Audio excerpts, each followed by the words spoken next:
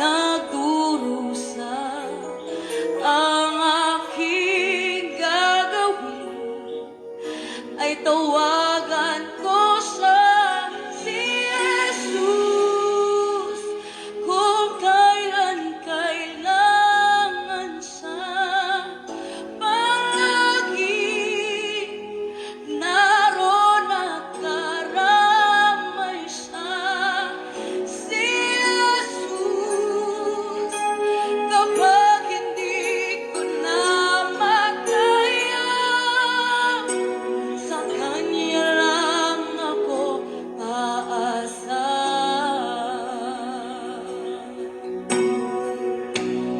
Kahit pilitin ko, puso ko'y maging matibay.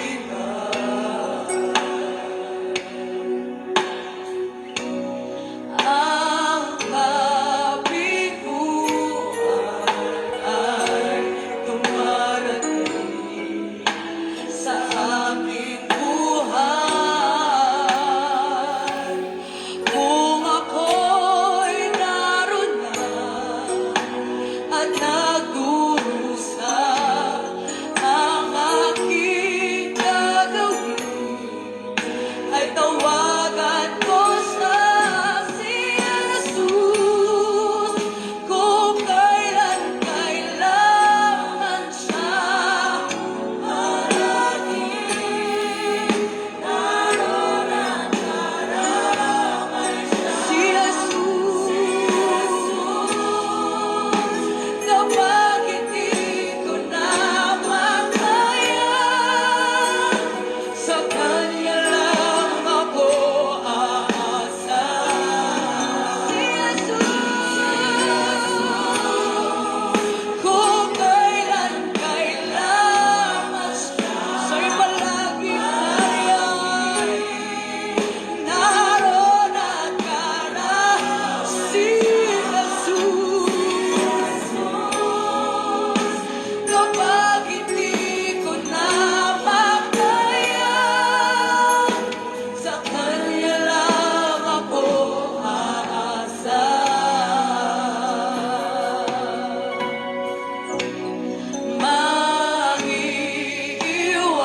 Maiiwasan ba ang iba'y mabis ang dulo? Kahit kaibigan ay nagbibigay sama ng loob, kung ako'y masaktan, saan po ang aking gagawin? Ay tawagan ko siya, si Jesus, kung kailan kailangan siya. Palagi naroon at karamay siya, si Jesus, kapag hindi ko na makaya, sa Kanya lang ako aasa. Si Jesus, kung kailan. Purihin ang pangalan ng ating Panginoong Heso Kristo. Mga kaibigan at mga kapatid, isang mapagpalang umaga sa inyong lahat sa pangalan po ng ating Panginoon. Sa awiting inyong napakinggan ay muli pong sumasa inyo ang programang Si Jesus ang Buhay na Pag-asa. Kayo po ay nakikinig sa himpilan ng New Gen FM 100.7. Tayo po ay napapanood sa Facebook page ng UPC Bulan Church.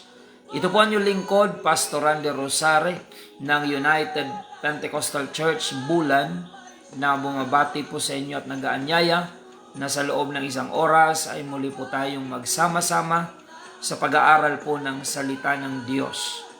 Atin lamang pong ibukas, mga kapatid, ang ating mga puso at ang ating mga kaisipan upang sa umagang ito ay bigyang daan ang mga pangungusap ng Panginoon sa pamagitan ng kanyang banal na salita na ating pong ipapahayag sa umagang ito.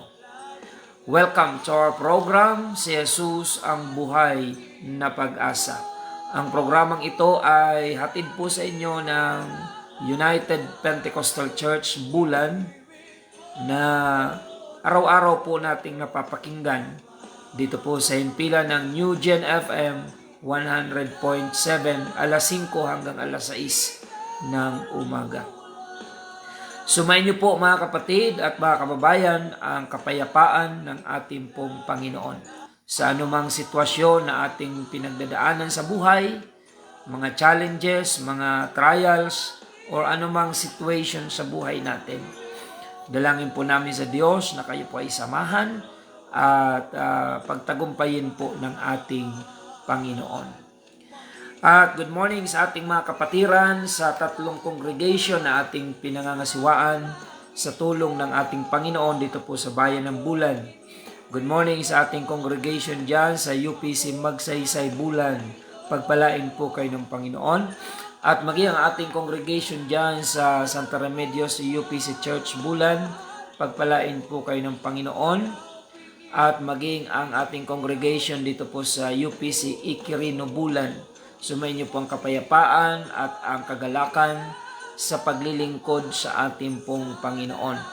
At good morning din sa ating mga departmental leaders and cell group leaders, Bible study teachers, lahat ng mga prayer warriors ng UPC Bulan Church na ngayon ay nakatunghay sa programang ito upang back-upan tayo ng panalangin. Pagpalain po kayo ng Panginoon mga kapatid at sumayin niyo po ang patuloy na kalakasang espiritual sa paglilingkod sa ating pong Panginoon.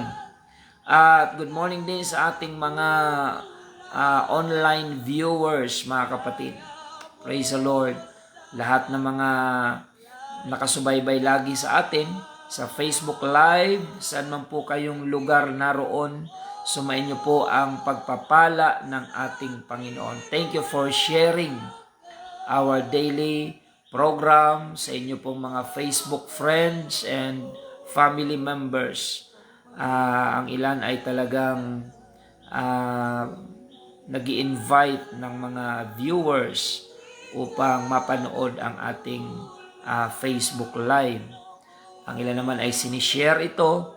Patuloy po tayong magpagamit sa Panginoon. By doing that, mga kapatid, tayo ay nagiging instruments ng Panginoon upang maraming mga kaluluwa ang maabot ng salita ng Diyos. So, patuloy nating i-share mga kapatid ang ganitong mga programa upang patuloy nating i-promote ang pangalan ng Panginoong Hesukristo, the name that is above every name.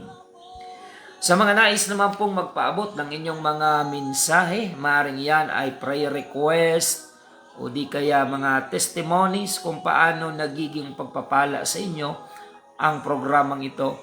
You can text me at 0951-932-0038 0951-932-0038. Yan po ang ating contact number mga kapatid. At sa mga schedule po ng gawain ng United Pentecostal Church Bulan, meron tayong 3 batch na pagpipilian depende sa inyong available na time at sa malapit na lugar na ating mababanggit. Ang ating pagsamba nagsimula po ng Sabado at araw ng Linggo. Diyan po sa UPC Magsaysay Bulan, ang ating pagsamba dyan ay Sabado, alas 6:30 ng umaga. At dito naman po sa UPC Iquirino Bulan, ang ating pagsamba ay Sabado, alas 8 ng umaga. At dyan naman po sa UPC Santa Remedios Bulan, ang ating pagsamba ay Linggo, alas 7 ng umaga. At sa mga kapatiran dyan sa sentro ng Bulan na regular na dumadalo, mag-invite po tayo ng mga visitors. Mayroon tayong guest speaker dyan sa Bulan, sa Santa Remedios Bulan, this coming Sunday. Dadalawin po tayo ng ating Assistant Superintendent ng United Pentecostal Church from Mindanao, si Reverend Mario Pistaño, ang ating guest speaker dyan sa Santa Remedios Bulan UPC Church this coming Sunday, alas 7 ng umaga ang ating pagsamba dyan. Purihin ang pangalan ng ating Panginoon, mga kapatid. Patuloy po tayo sa ating programa. Pagbati sa ating mga kapatiran dyan po sa lugar ng Zone 7, ang Julian family, ang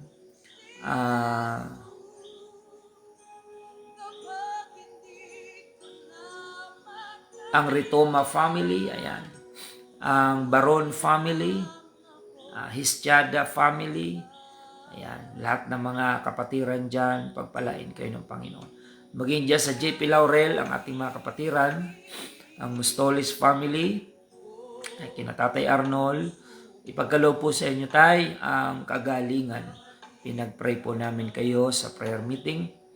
At maging dyan kina Brother Rudy, Jucarisa and family, sa Biodo family, Sisi family, amen, at lahat ng ating mga masigasig dyan na kapatid sa pananampalataya, pagpalain kayo ng Panginoon. At ganon din po ang ating Bible study dyan sa Biton Magallanes, pagpalain ng Panginoon ang Labini family, Bueson family, Broselo family, at lahat po ng mga masigasig dyan na dumadalo sa ating gawain every Friday. I-bless po kayo ng Panginoon. Ganda na ating mga kapatiran dyan sa Tulatula Sur Magallanes, dyan sa Lapinig, Magallanes, pagpalain kayo dyan ng Panginoon. Ang Napi family, ang Santos family, Mendez family, i-bless po kayo ng Panginoon. At maging ang Rosary family, Buen family, dyan sa Tulatula Sur, Gulyoso family, i-bless po kayo ng Panginoon. At dyan sa Kadandanan, ang Napi family, sina Mamay Minda, i-bless po kayo ng ating Panginoon. Praise the Lord. At ganoon din ang ating mga kapatiran dito po sa Barangay Iquirino, ang Pitonghera family, dyan po sa Quirino, maging ang Nunez family, bless po kayo ng Panginoon. Hisalan family, pagpalain po kayo ng Panginoon. At dyan sa Barangay Kalumagon, ang Gonzales family, good morning po sa inyo dyan. At ang Hachero family, pagpalain po kayo ng ating Panginoon. Praise the Lord. At sa ating pagpapatuloy mga kapatid, tayo po ay manalangin. Okay, sa mga OFWs na viewers natin, good morning po sa inyo. Di ko alam kung umaga o gabi sa inyong kinaroroon ng bansa. Pagpalain ng Diyos ang ating mga viewers na mga OFWs na laging nakasubaybay sa programang ito. Patuloy po kayong samahan ng ating pong Panginoon. Ang inyong mga pagsisikap, sakripisyo ay patuloy pong pagkalooban ng Diyos ng katagumpayan. Suklian ng Panginoon ng mga pagpapala, protection at pag-iingat sa inyong pamilya. At patuloy po na samahan kayo ng Panginoon sa lahat ng mga hamon ng buhay at lahat ng mga pinagdadaanan natin ay patuloy po tayong samahan ng Diyos at pagtagumpayin. Ipanalangin din natin sa Panginoon, mga kapatid, ang ating bansa na pagulo ng pagulo dahil sa politika at mga korupsyon. Maraming mga pagkilos ngayon, mga rally sa iba't ibang lugar, mga kapatid, especially sa Kamaynilaan, mga rally na lalo na yung darating na linggo ay may malakihang pagkilos, mga kapatid. At hindi natin alam ang mga kahihinatnan ng mga bagay na ito, kung kaya patuloy tayong manalangin, mga kapatid, na ang kalooban ng Panginoon ang siyang maghari, ang kapayapaan, mga kapatid, at ang malinis na liderato ng ating bansa ay patuloy na ipagkaloob ng ating Panginoon. Isa sa mga dahilan ng kahirapan ng ating mga kababayan, lalo na sa panahon ng mga sakuna, ay ang korupsyon o pagnanakaw ng mga nanunungkulan sa lipunan na dapat yun ang ipaprioritize nila, ang kapakanan ng mga mamamayan. Ngunit ngayon po ay nabubulgar ang kanilang harap-harapang pagnanakaw sa bayan na ikinagagalit po ng ating mga kababayan. At tayong lahat mga kapatid ay nakakaranas ng kumbaga nadideprive yung quality ng ating pamumuhay mga kapatid, sapagkat yung pag-unlad na dapat na tamasain natin ay napupunta lamang sa bulsa ng mga iilan. So ito po ay bagay na dapat nating ipanalangin sa Panginoon na wakasan ng Diyos ang mga kasamaan ng mga taong involved sa ganitong mga katiwalian mga kapatid. Bilang mga mamamayan, tayo po ay manalangin at manindigan tayo sa tamang pananaw at prinsipyo ng ating pong mga buhay. Lalo na pagdating ng mga eleksyon na yan mga kapatid, huwag na huwag nating ibebenta ang ating boto sa mga tiwaling politiko mga kapatid, na sa halagang ilang libo ay ipagkakanulo natin ang ating prinsipyo sa buhay. Yan po yung resulta, kahirapan at katiwalian mga kapatid. So nasa kamay natin yan na mga mamamayan ang kanilang kapalaran mga kapatid. Kaya maging matalino na tayo sa buhay na ito, na ang kalooban ng Diyos lagi ang hingiin natin na maganap sa ating mga pagpapasya. So yan po ay saglit na paalaala lang sa ating mga kababayan.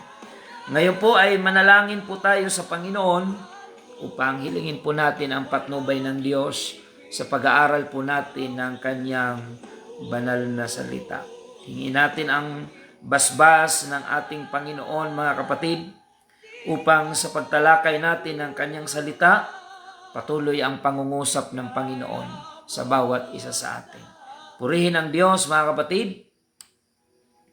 Tayo po ay manalangin.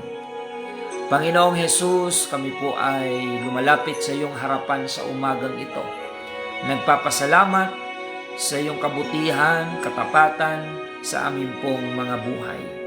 Dalangin po namin, Panginoon, dalisayin mo po ang aming mga puso, ang aming mga kaisipan, at patuloy mo kaming pagharian ng iyong kalooban, ng iyong kapayapaan.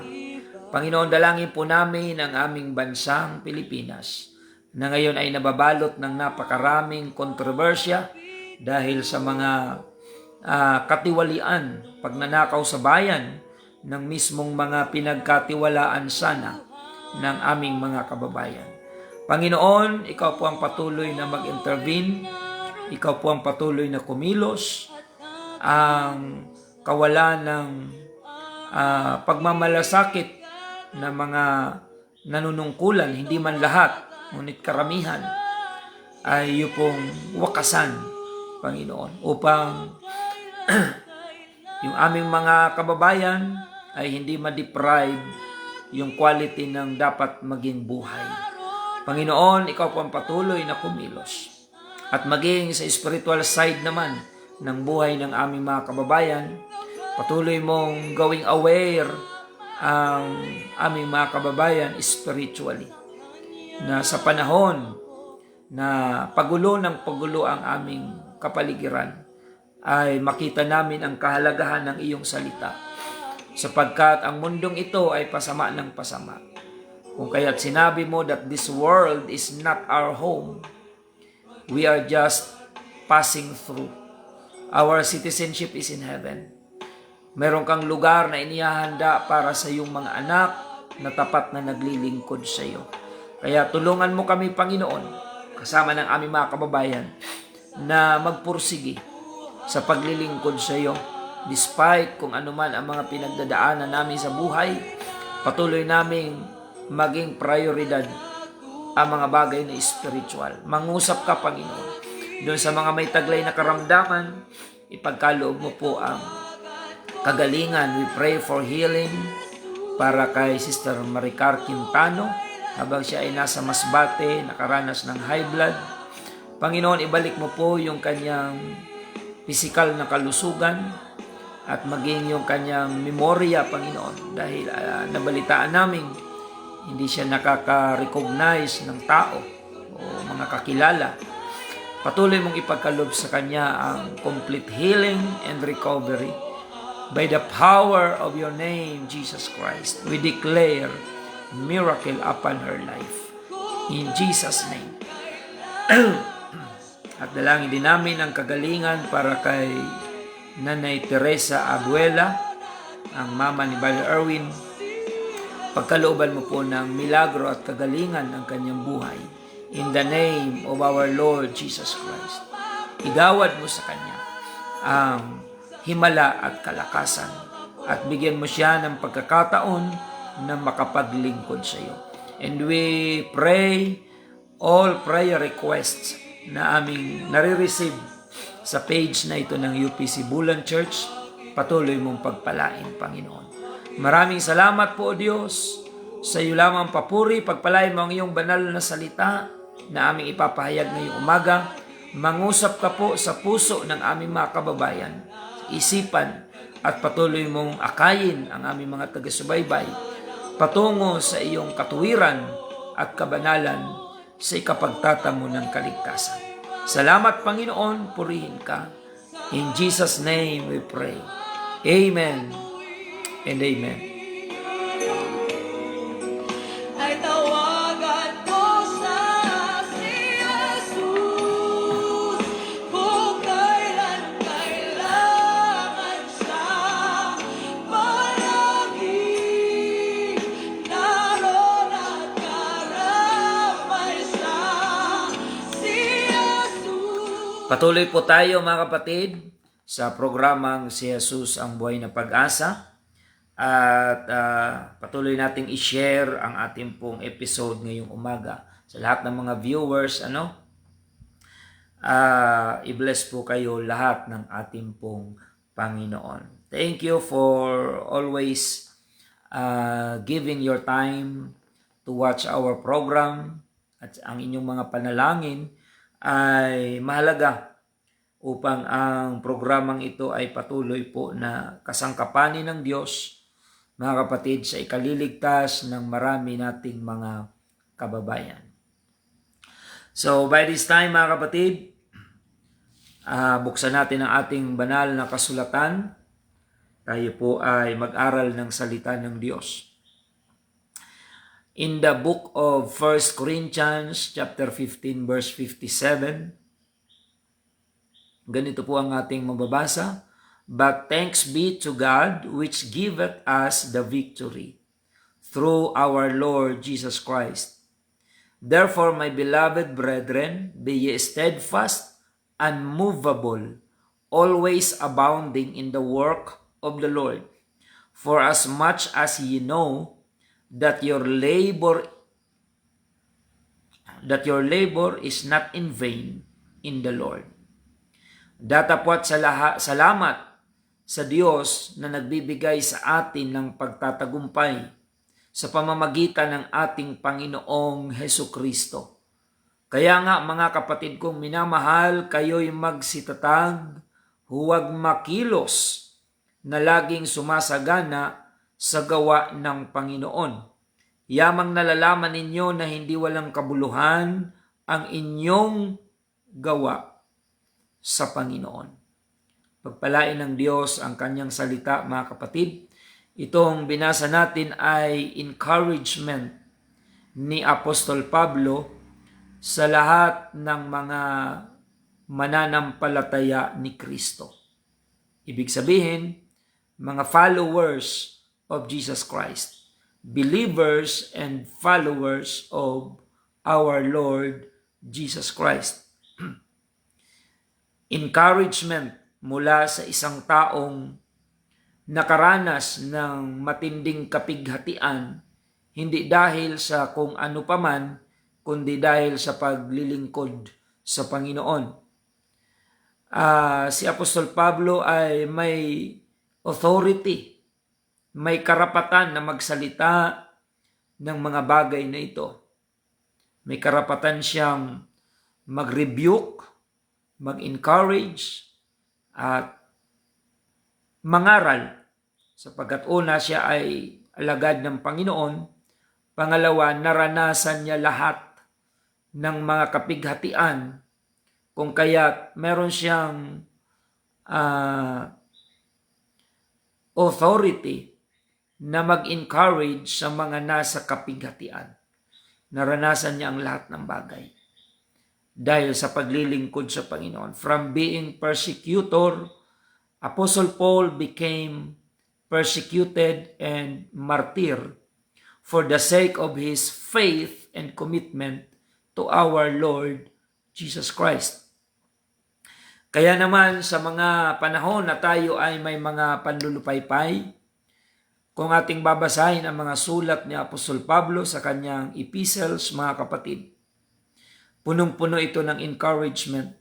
Kung mapapansin natin, mga kapatid, lahat halos ng mga words of encouragement na isinulat ni Apostol Pablo ay isinulat niya ito hindi sa panahon na siya ay nasa komportableng sitwasyon, kundi sa panahon na siya ay nakakulong dahil sa pangangaral ng Ebanghelyo ni Kristo.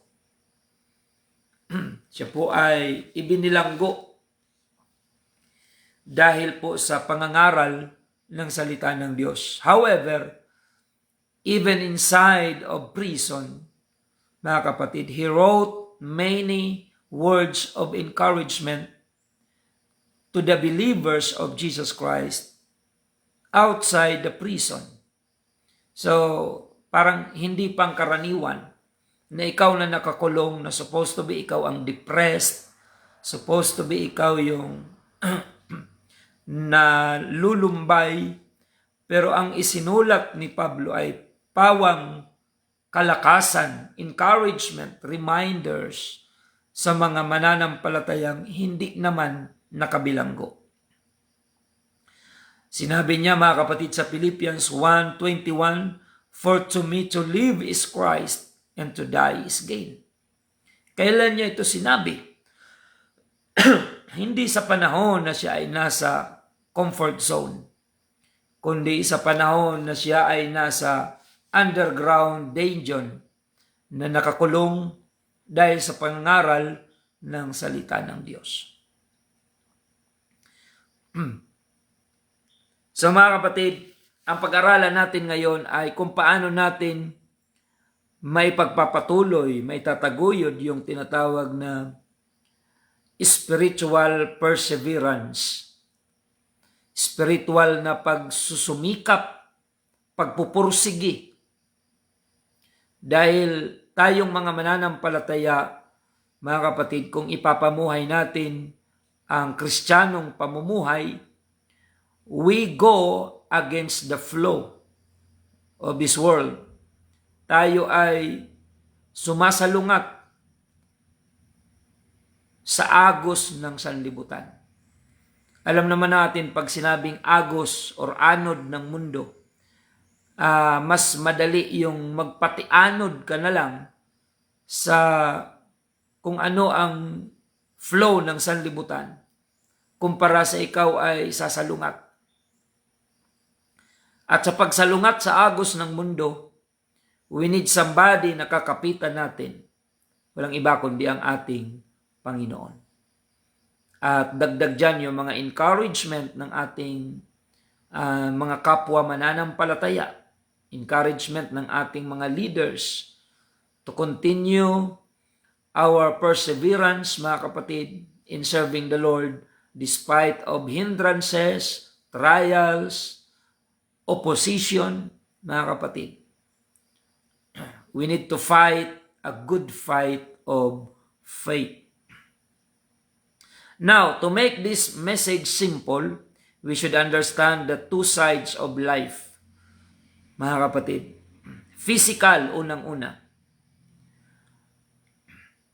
Mayroon tayong pangangailangang physical na dapat nating matugunan sa ating buhay. Pangkalusugan, pangangailangan sa ating basic need daily, mga kapatid. Ang sabi ng Matthew chapter 4 verse 4, datapwat siya'y sumagot at sinabi, nasusulat, hindi sa tinapay lamang mabubuhay ang tao, kundi sa bawat salitang lumalabas sa bibig ng Diyos. Yan. Kung paano ang ating physical ay may pangangailangan, yung basic need ng ating physical ay food, clothing, and shelter.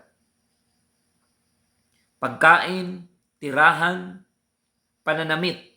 Ang tawag diyan ay basic need ng ating physical.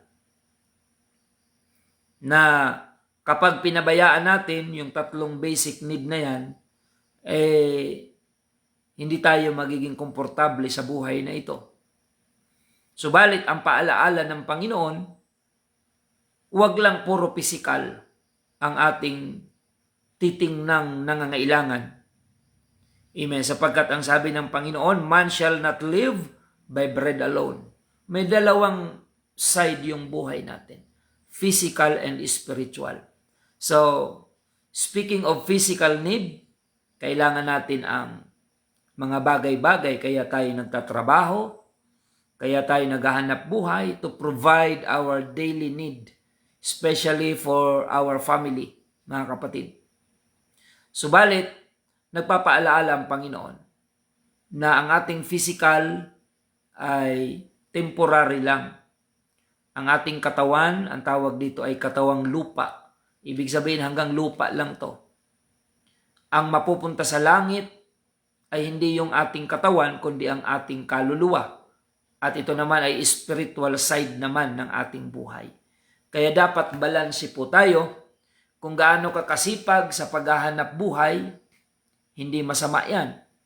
Subalit, kailangan ganun ka rin kasigasig pagdating sa pagpupursige sa paglilingkod sa ating Panginoon. Kaya nga mga kapatid, naglatag ng prinsipyo ang Diyos upang pag sinunod natin ito, magiging matiwasay ang ating buhay. Ang pinaka-pattern ng Panginoon kung paano tayo mamuhay dito sa mundo ay yung day of creation. 6 na araw nilikha ng Diyos.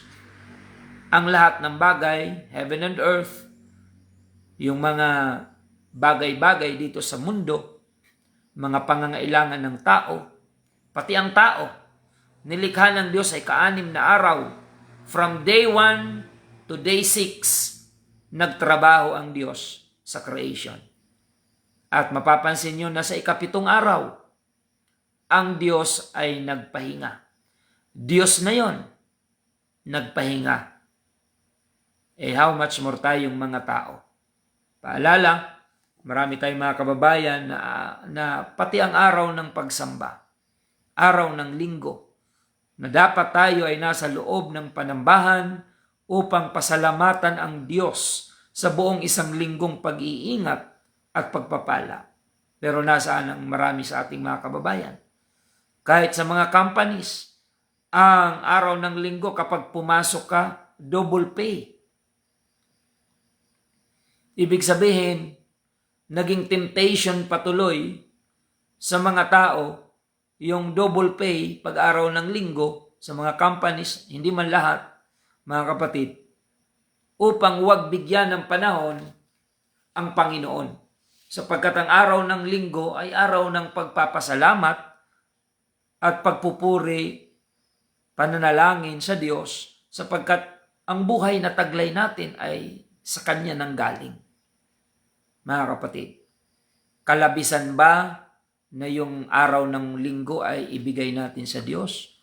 Hindi, mga kapatid, dahil 6 na araw ang ibinigay ng Panginoon sa tao upang maghanap buhay. Dihado pa ba ang tao? 6 na araw compare sa 1 araw na dapat ay ibigay sa Diyos? Sa palagay ko, lamang na tayo. Kaysa kung ito ay baliktarin ng Panginoon, na 6 na araw kang magsisimba at 1 araw kang magtatrabaho, dihado tayo dyan.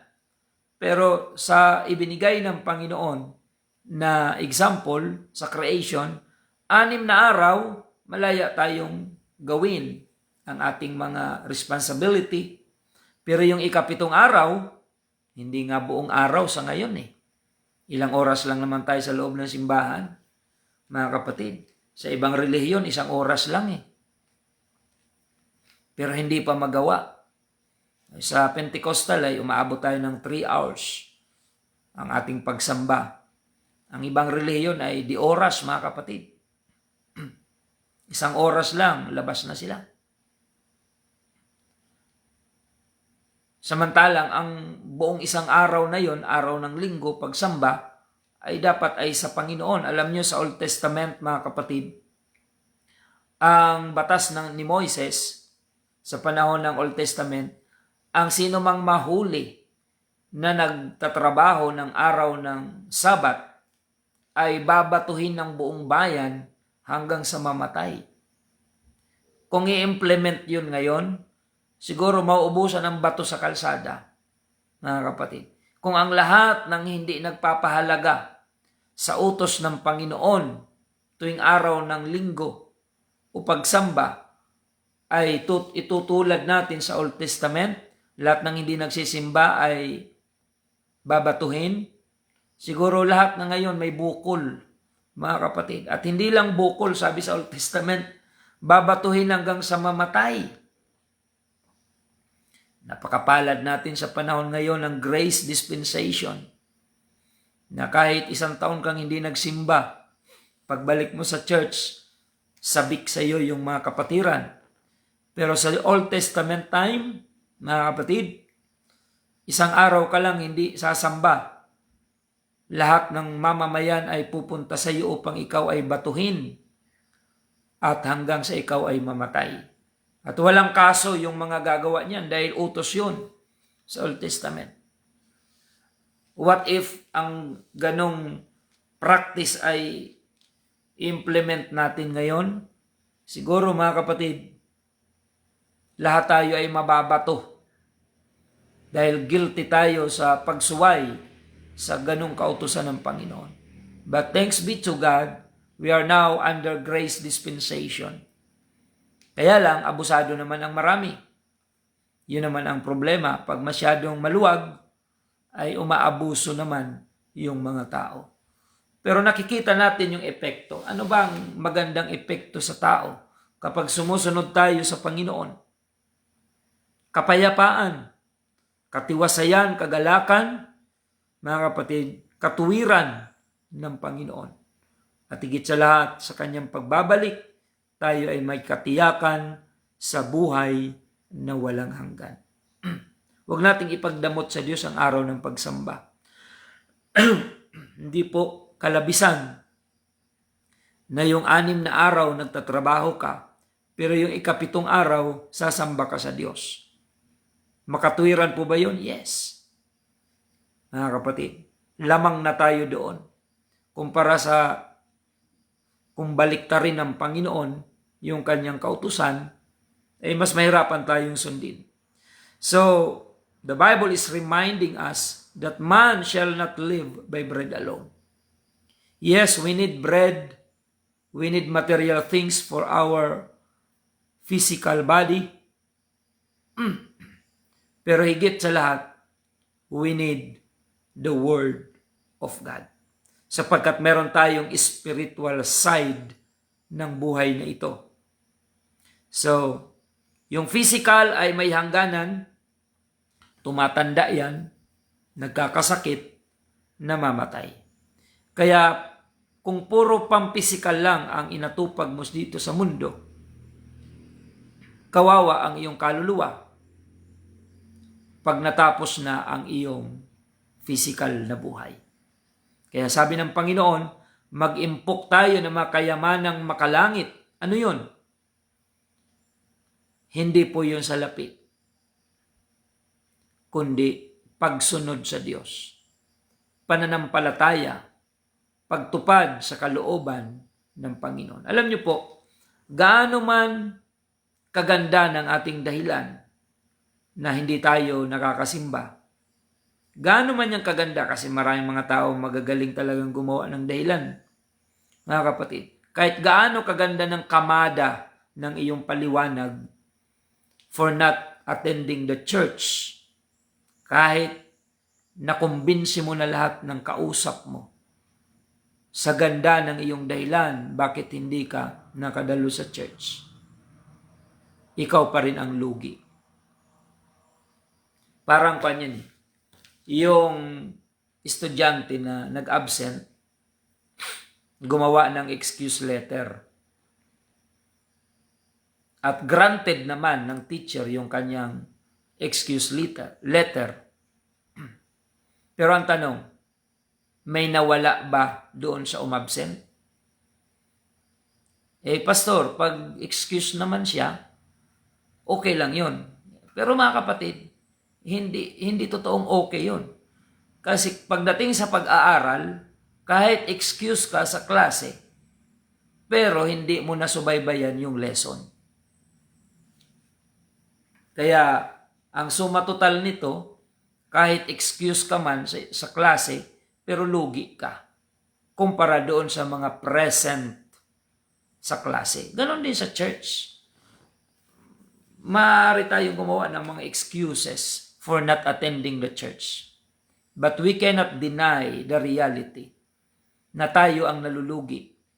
Tayo ang nawawalan kapag hindi tayo dumadalo sa gawain ng Panginoon. Kaya nga ang paalaala ng Panginoon sa aklat ng Hebrews chapter 10 verse 25 ay huwag nating kaliligtaan, huwag nating pababayaan ang pagkakatipon na gaya ng ugali ng iba. So ang talatang ito ay parang may pinariringgan na iba. Sino ang pinariringgan kaya ng talatang ito? Noon pa man kasi, mayroon ng mga Kristiyano na ang pananaw ay hindi kailangan laging dumalo sa pagtitipon. Lalo na ngayon, ang iba nga gumagamit pa ng mga verses dahil ang Diyos naman daw ay sumasalahat ng dako, which is totoo naman na sumasalahat ng dako ang Panginoon. Kaya niya kahit sa bahay lang ako, naroon ang Panginoon. So no need to go to church. Hindi po yun kalooban ng Diyos. Alam ng Diyos na pwede natin siyang tawagin kahit saan tayo naroon. Because He is the omnipresent God. He is everywhere. Pero hindi nangangahulugan na hindi na natin susundin ang utos ng Panginoon na tayo po ay dumalo sa mga pagkakatipon na niluluwalhati, sinasamba ang pangalan ng ating Panginoon. So mga kapatid, hindi natin pwedeng gamitin ang talata ng Biblia para labagin ang kautusan ng Panginoon. Gawain po yan ng dyablo. Kagaya po ng mga lasinggero, gumagamit din sila ng talata against the commandment of God. Sabi ng mga lasinggero, hindi naman anya masama maglasing. Dahil si Kristo nga mismo ay gumawa ng alak.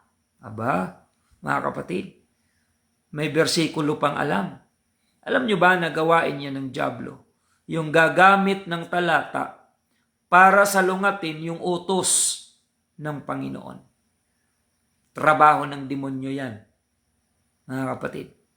Ginamit yan ng demonyo laban kay Jesus Christ.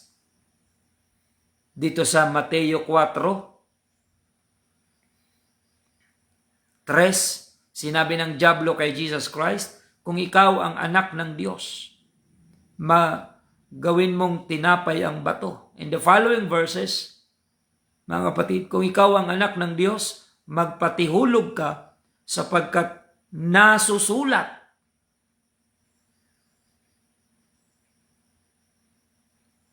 Siya ay magbibilin sa kanyang mga anghel upang ingatan ka at para wag kang matisod sa bato. Alam niyo bang kinote ni Satanas ang Psalms chapter 90 verse 11? Ginamit niya yung talata na yun para labanan si Jesus Christ. Para tuksuhin, salungatin ang Panginoon. Kaya yung mga nagsasabing mananampalataya, gumagamit ng mga talata para labagin ang utos ng Panginoon, gawain ng dyablo yun, mga kapatid. Huwag tayong maging ganun ang attitude. Kung alam natin na nakakasuway tayo sa kalooban ng Panginoon, aminin natin sa ating mga sarili, and we need to repent and ask the forgiveness and mercy of our Lord Jesus Christ. So yung mga gumagamit ng talata para i-excuse ang kanilang sarili sa pagsunod sa kalooban ng Panginoon, yung ganong kaisipan ay inspired by Satan using the verses from the Bible against the will of God. Mga kapatid, yung motive ng tao, yun po yung masama. Yung talata, tama. Pero yung motibo ng paggamit ng talata ay hindi tama. Purihin ang Panginoon. Now, let's proceed to spiritual side of our life, mga kapatid. Ang sabi ng Panginoon sa John chapter 6 verse 27, magsigawa kayo, hindi dahil sa pagkaing napapanis, kundi dahil sa pagkaing tumatagal sa buhay na walang hanggan, na ibibigay sa inyo ng anak ng tao, sapagkat siyang tinatakan ng Ama, sa makatuwid bagay ang Diyos. So yan mga kapatid.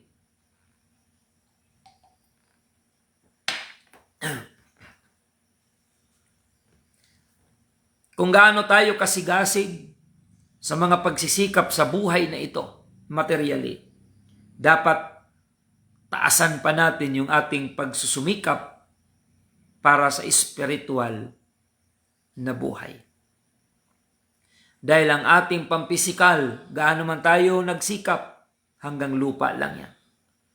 Anumang kayamanan ang ating matamasa dito sa ating physical na buhay, hanggang lupa lang yan. Kaya nga ang tawag dito sa ating katawan ay katawang lupa.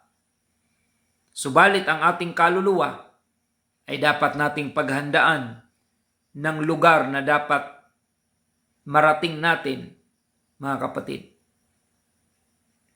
Ito po ay ang spiritual na pangangailangan, the Word of God. Praise the Lord. Perseverance, mahalaga po ito. Continued effort to do or achieve something despite difficulties, failure, or opposition. Ayan. So yan po mga kapatid yung meaning ng perseverance.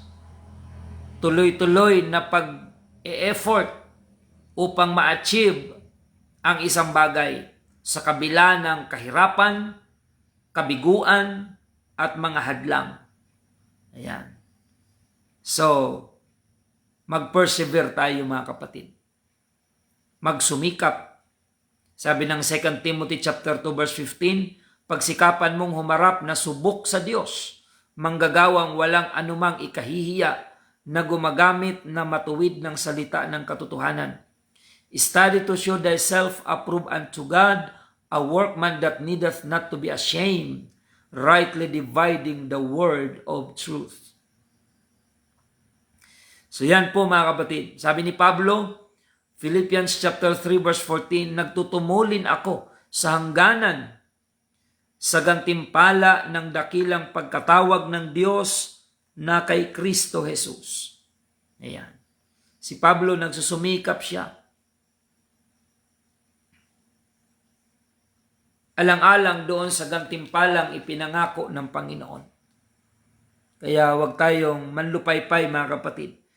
Magpursigi tayo, alang-alang sa kaluwalhatian ng Panginoon. Because your labor in the Lord is not in vain. Maraming salamat mga kapatid. This is the words of encouragement from the Word of God na nawa ngayong umaga ay naging pagpapala po sa inyo. Pagpalain kayo ng Panginoon. Magsilakad tayo ayon sa pagkatawag ng Diyos sa atin.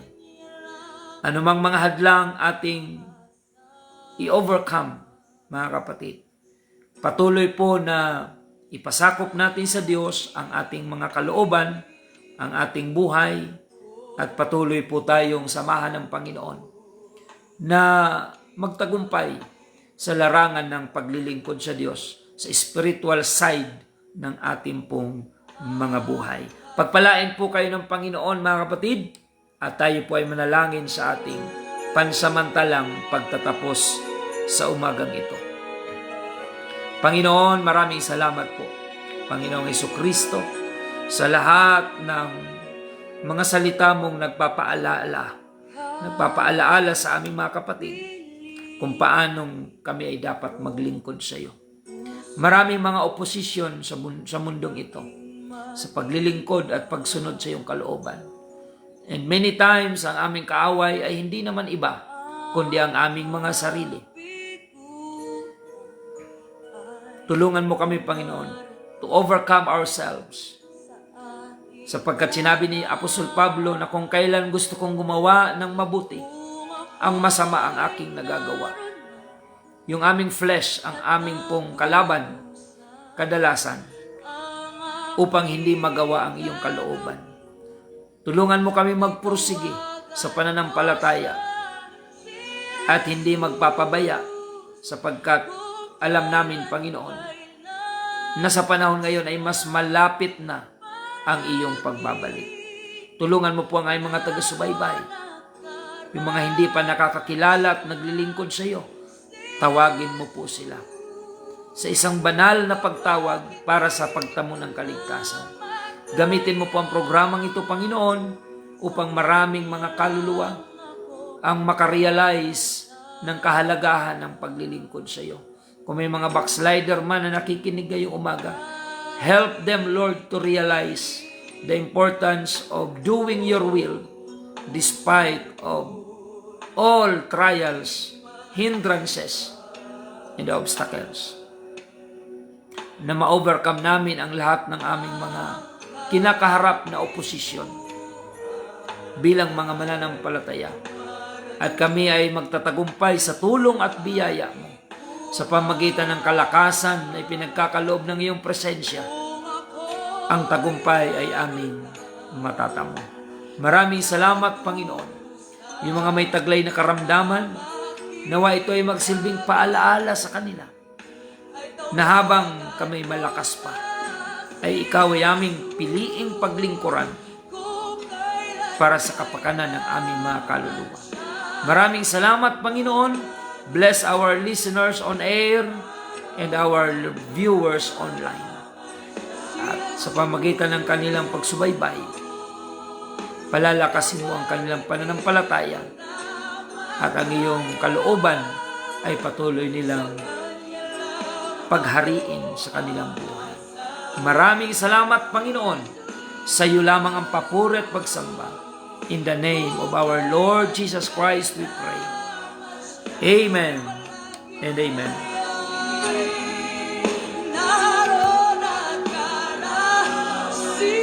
Purihin ang Diyos, mga kapatid, bago tayo magpaalam. Sa mga nais na magpaabot ng inyong mga mensahe, you can text me at 0951-932-0038.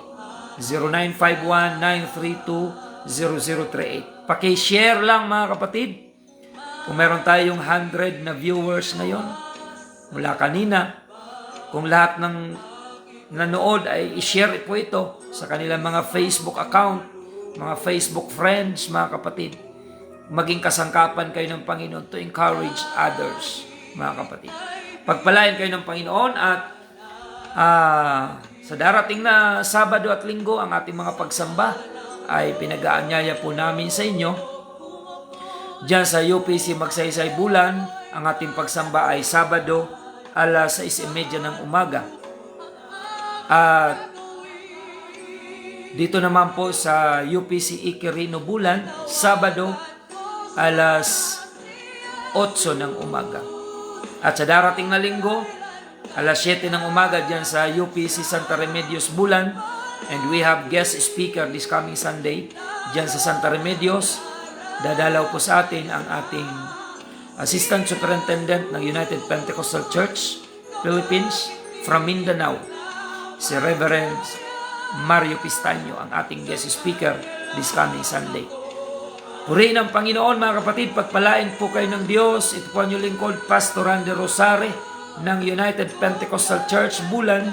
Nagpapasalamat sa inyong pagsubaybay at lagi nating tandaan na tanging si Jesus lamang po ang ating buhay na pag-asa.